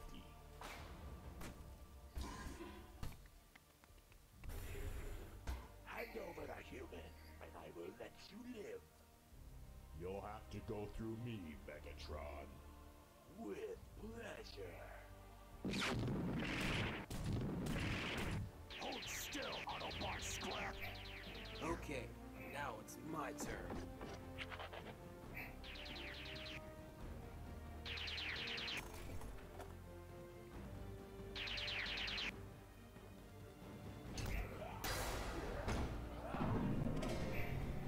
Ooh, you can actually feel the effects.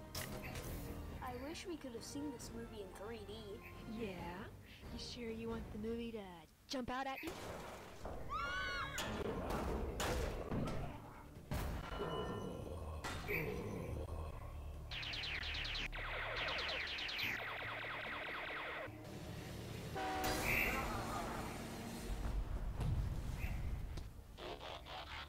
Whoa! Time to die, Autobot.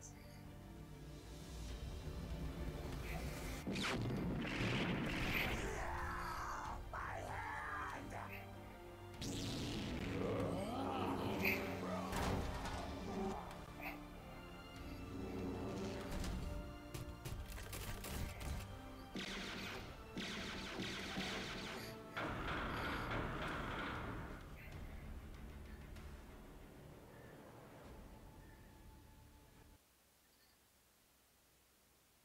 So there you have scene 3 in its entirety. Hope that didn't spoil too much. So, as you can imagine, a lot of that's just temporary shots. And, yeah, there's definitely some of my old. Actually, I have all new glass display cases now, so this collection is really. It looks much different now. But yeah, there's some of my stuff is up in the backgrounds there. But yes, that is basically scene 3, and there's 7 scenes in this episode.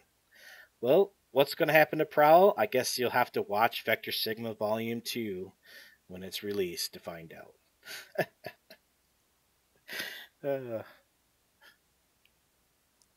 Good stuff. Like I said, I'm not big into killing people. So we'll see. But I'm not saying I don't kill anyone. It has to be for a specific reason. And so if I need Prowl to die, Prowl will die. If I need a different character to die, that character will die. So we'll just see. That's all I'm gonna say. I feel like I've already given away a lot. So, but yes. So this is scene 3. I'm done showing you how I do my editing here. Hopefully, you guys found this to be useful. That you got to see some of the ways that I go about doing editing, and I really just want to pass on as much as I've learned to you guys as possible. So, Starscream is not going to die anytime soon for sure. And I actually completely agree with you, Logan, about Jazz. So I don't think Jazz will ever die in my stuff. But now that I said that, I'll probably have to kill him. So, just because I said that. So, but yeah. So that is done. Here's volume 3. I've started a little bit on. I'm not very far in volume 3. I haven't even taken. These are all just hand drawn storyboards. But as you can see, I'm hand drawing some stuff with Stunticons. But Jellyfish the actor has done a little bit with Starscream here, and his voice lines just sounds great. And so this is a bit of a spoiler, but But I just love how he did these lines. So I'm going to share this with you too. So this is from Volume 3. The lines that he recorded for me for Starscream when he does his little interrogation, and I just love how they turned out. So I'm going to play them for you. Listen up, human germ. I am Lord Starscream, future ruler of the Decepticons, and your executioner, should you not tell me what I want to know. Where is the key to Vector Sigma? I'll never tell you anything, you Deceptic creep. Then there is no point to keep you alive. This is no Saturday morning cartoon, human! I am told that organics like you, when they are hit by my null rays, feel like agonizing pain as the blood boils before it explodes throughout your body. This is your last chance, or I will terminate you. Okay. I can't tell you where it is, but I could take you there. Just please, don't hurt me. So as you can see, that is my the lines that he recorded for me for Starscream, and is the absolute perfect mix, in my opinion, of the Prime Starscream and the original G1 Starscream mixed together. That's how I envision it, and he nailed it. He absolutely nailed it with the voice acting, and I absolutely love that Starscream voice. It is one of my favorite voices that voice actors have made for me. But yeah, so to hear the lines that I wrote in my script come to life with his voice was absolutely fantastic. So Starscream actually was talking to Spike.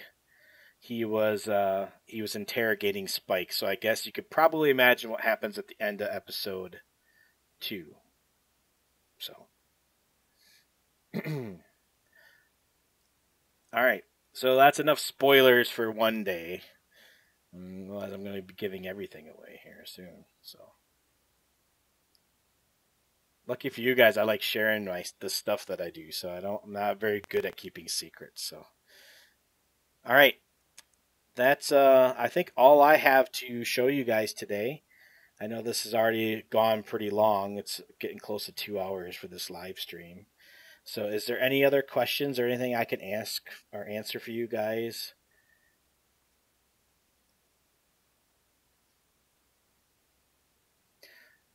This is Final Cut Pro.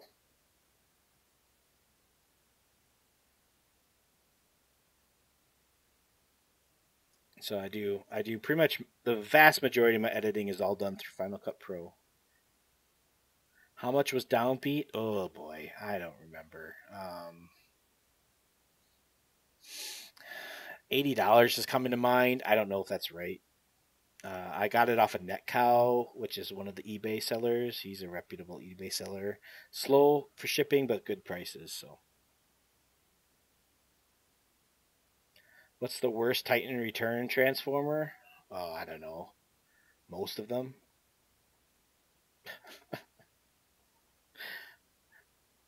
Anyone who's a headmaster who shouldn't be a headmaster is like the worst one, in my opinion.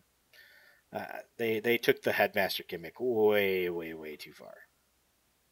So, as you can see, the Titans Return line didn't really pull up my heartstrings quite right. Who is your favorite wrecker from Bayformers?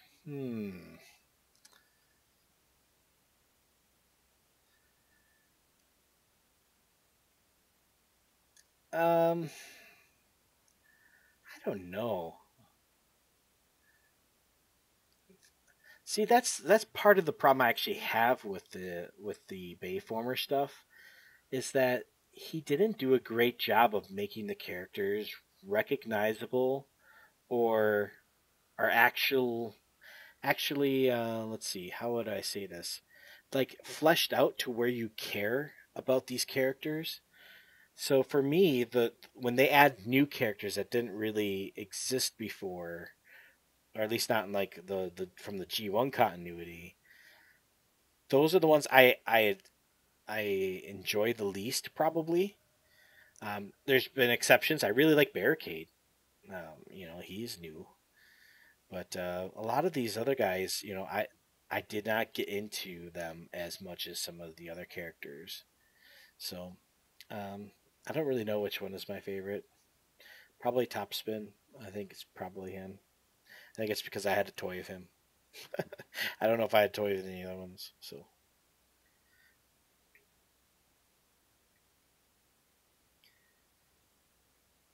let's see. Least favorite masterpiece. Ooh. Oh. Official masterpiece or third party?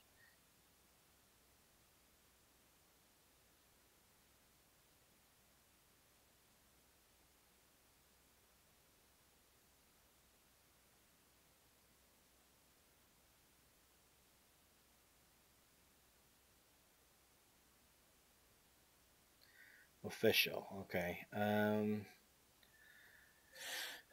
Ooh. Probably one of them that I didn't buy. Because I don't have every one of them. So maybe I tell you the one I think is the worst out of the ones I have. Because those are the ones I could tell you for sure. And I'm gonna assume you're meaning from like MP10 on, because some of the original ones they were pretty bad. Like even like the first Megatron was pretty terrible. The first Optimus was kind of actually pretty bad. I didn't really care for the first Optimus that much. Um, some of those first characters weren't that great. But if assuming we're talking like MP10 on, so that takes MP09 out of the equation, I would have to say, oh man, it could actually be the Starscream mold, just the way it's so floppy. So that MP11 mold is pretty terrible. Um, I actually enjoy my side swipe. I enjoy all the prowl molds, all those variants. So those are all good. I'm kind of looking at my shelves. I actually like the Shockwave, the Megatron. Soundwave is fantastic. Really like Soundwave. I like MP10. Um, let's see. I never got any of the cone heads because I didn't really like the MP11 mold. So I just have the Thundercracker and Starscream, and I got a knockoff of Skywarp. Um, just because I could not stomach spending $200 on another one of those molds. But yeah, I gotta say it's the MP11 mold. I mean, it really is just a mess. It's really not that great compared to a lot of the other ones. Let's see. If I did not use Lego buildings as in the cities in my stop motion, what kind of stuff would you use to build a city for your stop motion? Well, that actually is a fantastic question. Um, the I am actually starting to get into building my own backgrounds and dioramas. So I'm just at the very, very early stages of learning how to do this. But I just actually just yesterday or the day before purchased some foam that I'm going to start building my first Cybertron and Autobot headquarter sets for. So I'm going to try to reduce the amount of green screen in my future work for Vector Sigma after Volume 2. So I want to start using, I want to create some sky backgrounds instead of having green screen backgrounds for everything. Um, some with cotton type or some sort of like that stringy, cottony type stuff that you can get with for Halloween time and stuff around there. And I'll use that as clouds so I can move the clouds around on the backdrop and whatnot. And I think I'll do stuff like that. And I'm going to use magnets to hold them together so I can then make them interchangeable so I can pull out a wall panel and put in a door panel, or stuff like that. Is how I want to do it, to try to make them as modular as I can. I love how modular my city is, so I can constantly rearrange it to make it look a little bit different. And so I want to be able to do the same thing with the foam sets. If I'm going to spend all the time to make these foam sets, I want to make them as modular as possible. So, but yeah, my story will not always take place in the city. So it will expand out into the desert shots. It expands out into Cybertron. There's some stuff at headquarters, both Autobot and Decepticon headquarters, stuff on Cybertron. And so I have to come up with sets for all that, because I won't be able to use Lego City for it. So, favorite Insecticon? I think it's Kickback. I think I like Kickback. Yeah, I think I always liked the way Kickback looked. He's the one I identify. I don't really like beetles, so so I guess I was more fan of a grasshopper than I was a beetle. So, let's see. Yeah, the tracks mold. Man, there's so much I like about it, and there's so much that's not perfect about it, and so. But I'm going to be trying the tracks mold in the animation, so I'm going to try him in all 3 of his modes in Volume 3. So we'll see how that turns out. Favorite Prime character besides Prime and Megatron?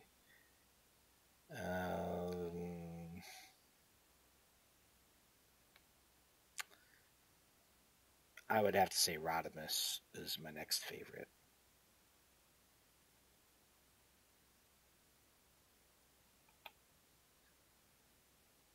Let's see. Yeah, I'll check out your channel when I have time. I can't guarantee exactly when it will happen. Especially if you leave comments for me on my videos. I tend to try, if people identify themselves as a animator, I usually try to go back through their comment and go into their channel and try to just check some stuff out. And I've been known to leave comments, just some ideas on lighting or different things that people may or may not know.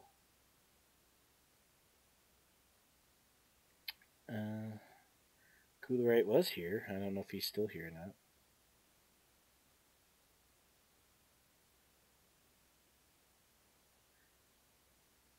But all right, well, I think we're pretty much going to wrap this thing up. We're at a little over 2 hours. I'm done showing you guys what I wanted to show you. So if there's any other questions, I can answer them real quick. But otherwise, I think we're going to wrap this thing up, guys and gals.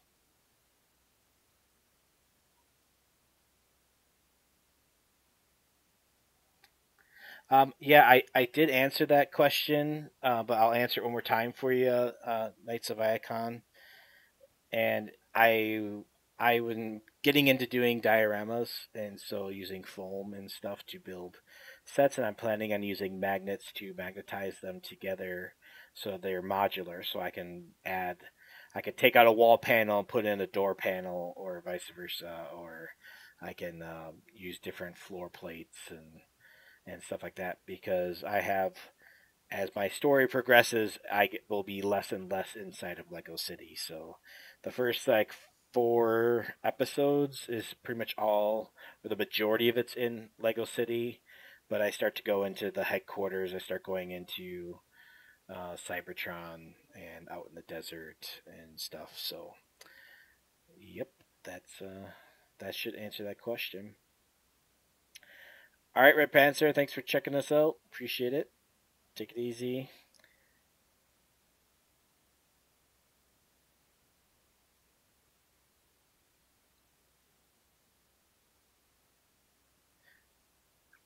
What's the best item to move a huge Trypticon leg?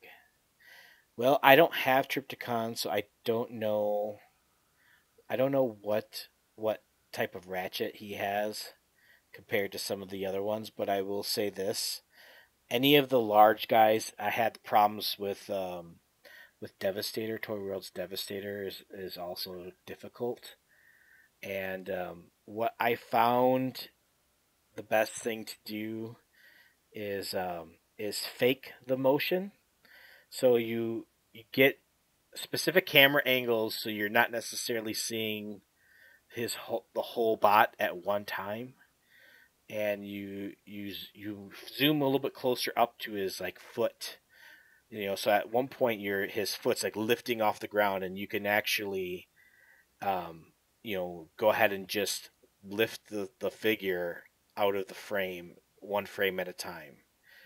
And then I've even detached legs, or detached arms. Like when Devastator punched through that wall and you see his hand coming in through the wall right at the camera, I just had his arm there. And so sometimes it's best to actually detach things if they come off, and you can then animate it more smoothly. Um, just remember, you're using stop motion. All you gotta do is make one frame look good. It doesn't matter how you do it. So if you have the leg detached and it's just floating in front of your guy, and you have them all propped up in different ways, no one's gonna know in a one single frame. So it's just a matter of making that thing look like it's smooth and look like it's moving. It doesn't actually have to be moving or have to be looking that way. So it's just looking that way. It doesn't have to actually do it. So that's the beauty of stop motion. So I don't know how much that helps you, but hopefully you can get some ideas out of that.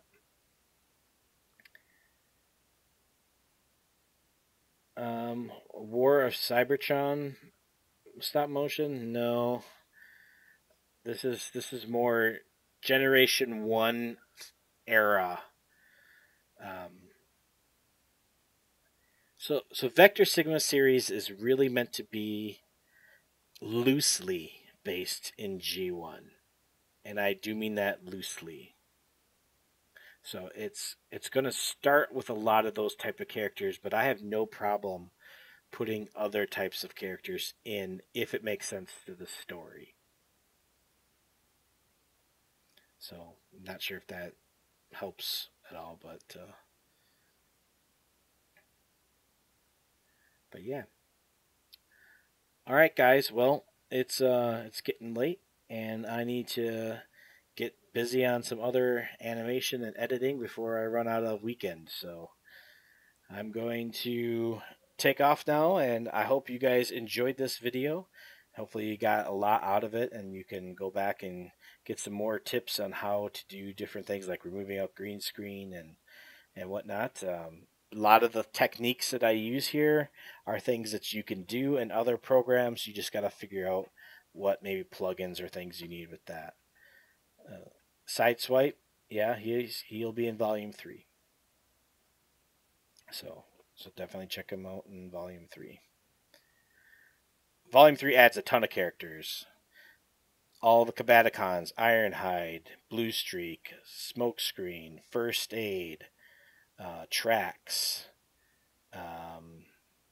all the Stunticons, I mentioned those guys, Menasor. Let's see what else gets added in there. The 3 cone heads are in it.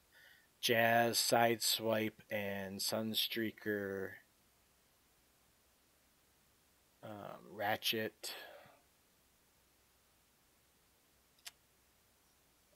I think that might be it off the top of my head. So that's all Volume 3. I will not be doing a stream tomorrow. I probably won't be doing another stream for a few more weeks. Mainly when I sit down to animate, if I have the time, then and I have something I actually want to show you guys or something that I think will be beneficial for you guys to see, that's when I do a live stream.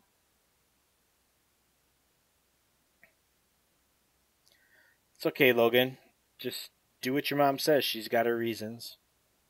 And at some point when you're ready, just keep making stuff.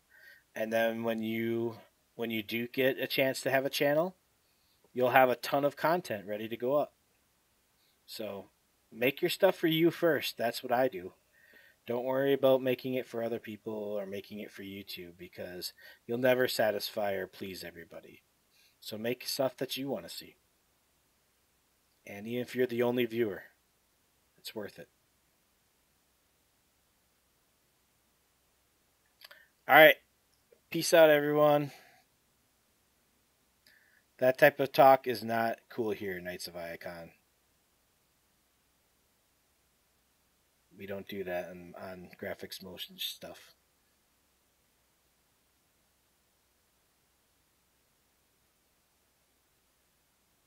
All right. Take it easy, guys.